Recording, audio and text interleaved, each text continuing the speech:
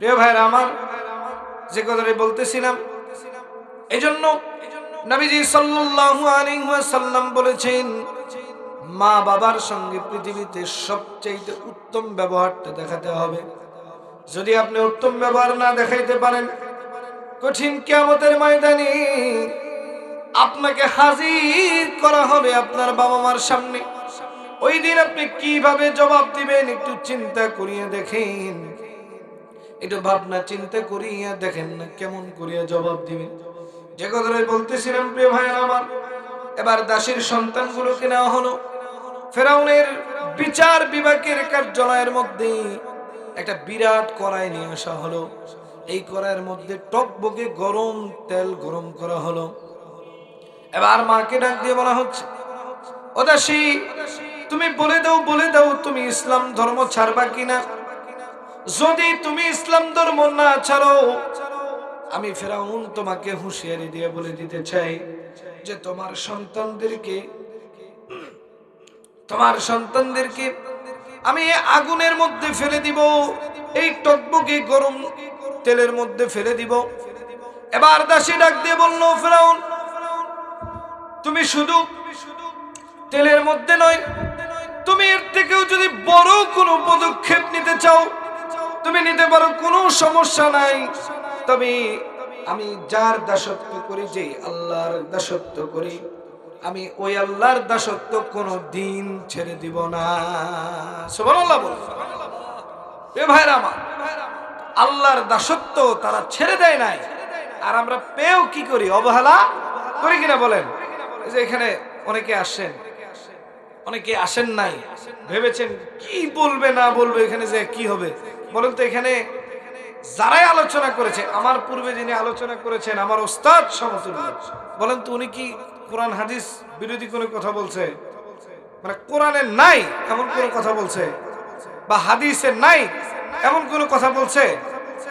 এখানে যারাই আসে কোরআন হাদিস বিরোধী কোনো কথা বলে না। এই জন্য প্রিয় ভাইরা আমার, যেখানে কোরআন হাদিস আছে আমরা সেখানে আছি কিনা বলেন? আছি কিনা প্রিয় ভাইরা আমার? এবার দেখেন, মার সামনে তার যেটা বড় সন্তান ছিল তাকে ছিনিয়ে নেওয়া হলো। মানে মায়ের কোল থেকে, মায়ের কাছ থেকে তাকে ছিনিয়ে নেওয়া হলো। কেন?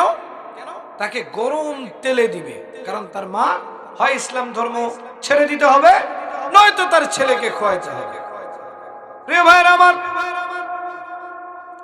এবার মাসিতা ফেরাউনকে ডাক দিয়ে বলল, ফেরাউন, তুমি এর থেকে বড় কোনো সিদ্ধান্ত নিতে পারো, আমাদের কোনো সমস্যা নাই।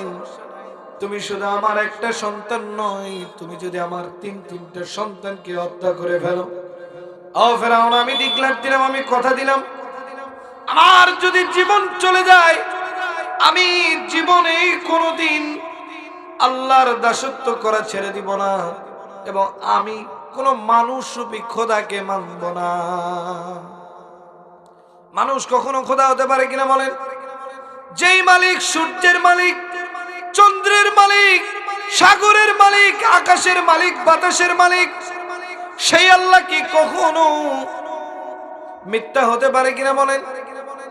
অনেক ইহুদি, নাসারা, বৌদ্ধ, খ্রিস্টান রয়েছেন যারা এই থিওরিতে বিশ্বাস করেন যে দুনিয়াটা এমনি হয়েছে, কোনো কেউ তৈরি করে নাই, কোনো কিছু তৈরি করার প্রয়োজন হয় নাই।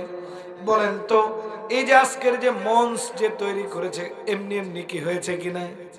অবশ্যই কোনো না কোনো একজন কারিগরের প্রয়োজন হয়েছে, যিনি এটাকে তৈরি করেছে।